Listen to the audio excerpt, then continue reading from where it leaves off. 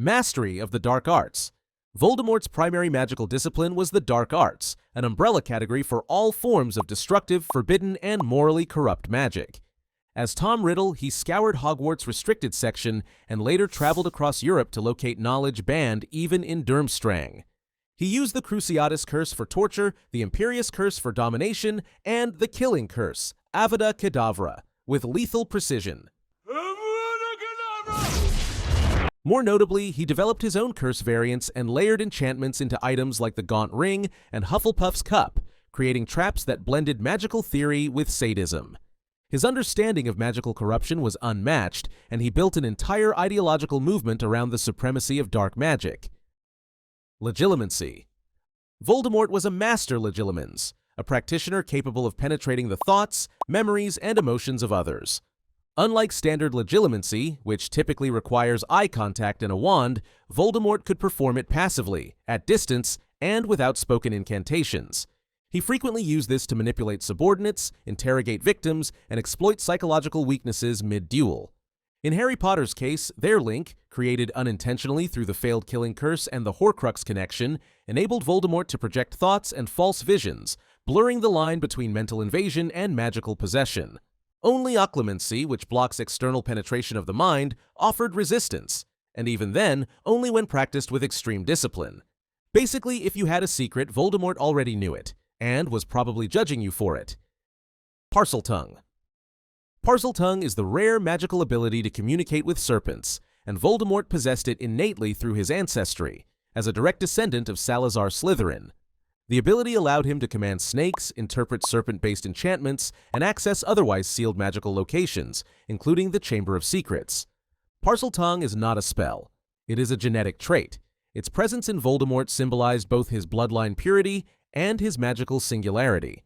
The fact that this trait was unintentionally passed to Harry through the Soul Fragment in 1981 indicates that Parcel Tongue can be conferred through deep magical transfer, though it was removed after the destruction of the final Horcrux.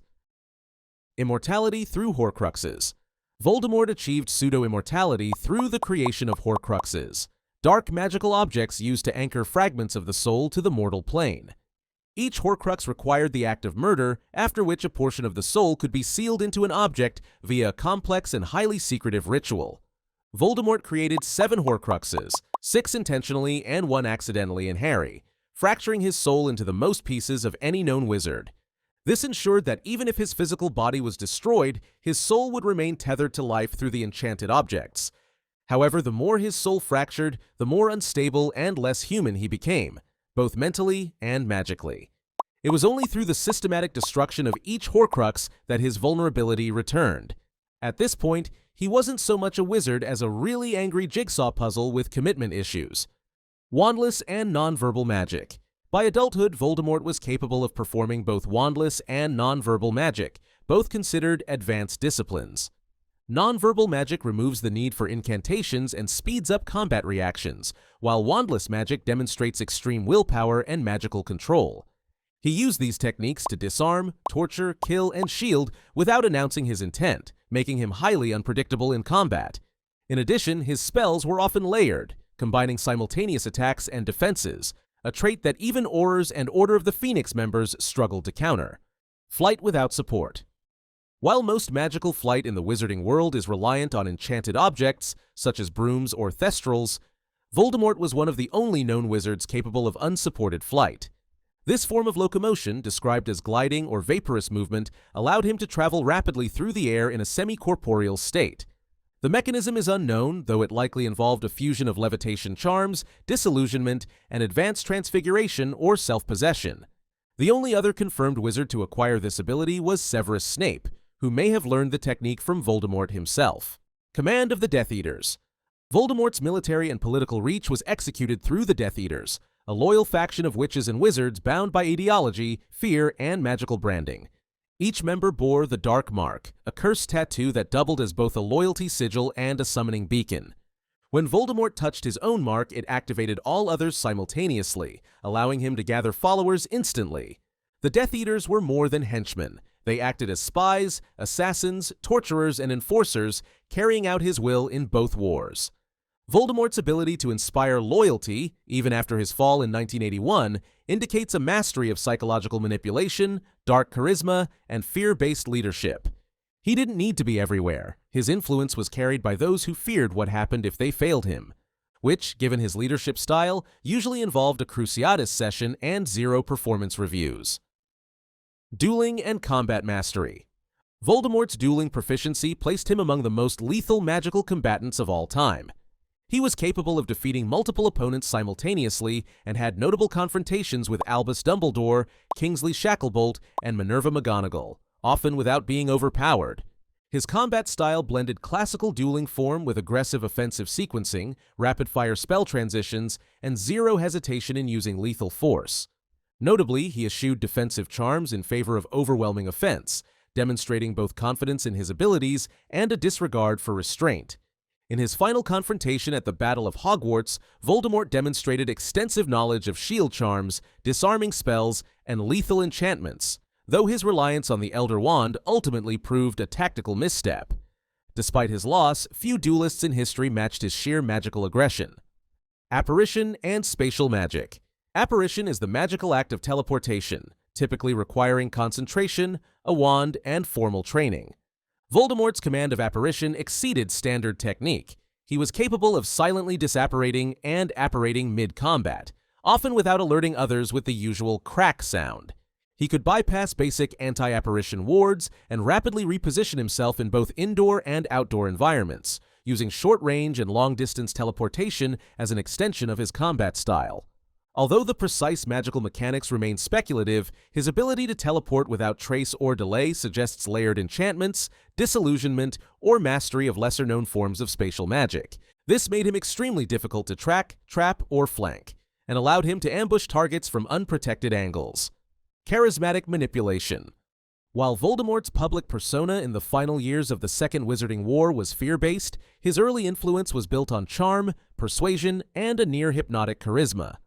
As Tom Riddle, he gained favor with Hogwarts staff, notably Professor Slughorn, and manipulated peers with precision, often without overt use of magic.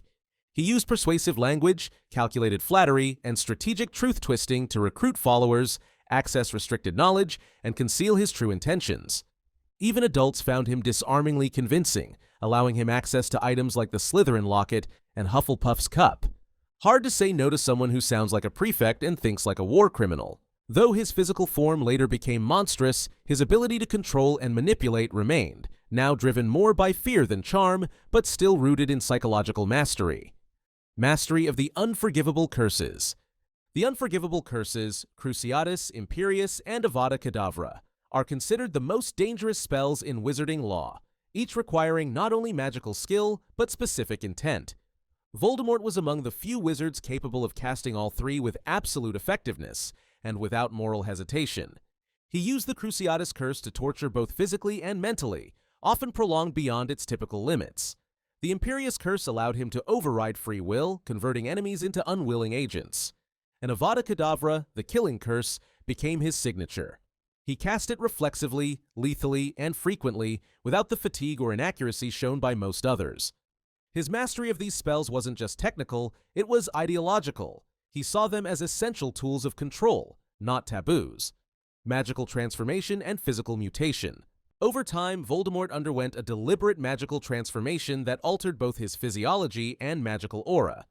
This included the loss of his nose, slitted pupils, pale skin, and an overall serpentine appearance, a byproduct of prolonged soul fragmentation, dark arts exposure, and ritual transfiguration.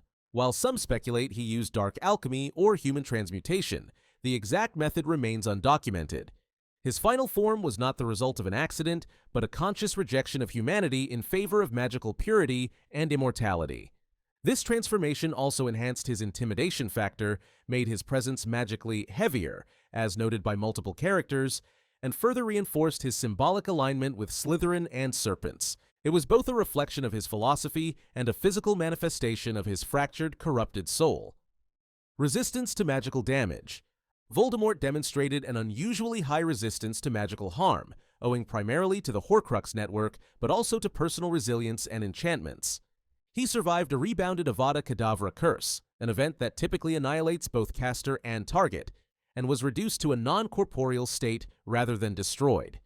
He withstood injuries, resisted most known spells, and reconstituted his body through a complex dark ritual involving bone, blood, and flesh.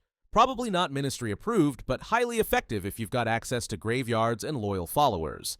During combat, he exhibited resistance to stunning spells, shield penetration, and magical binding, likely due to protective enchantments layered onto his clothing or cast upon himself.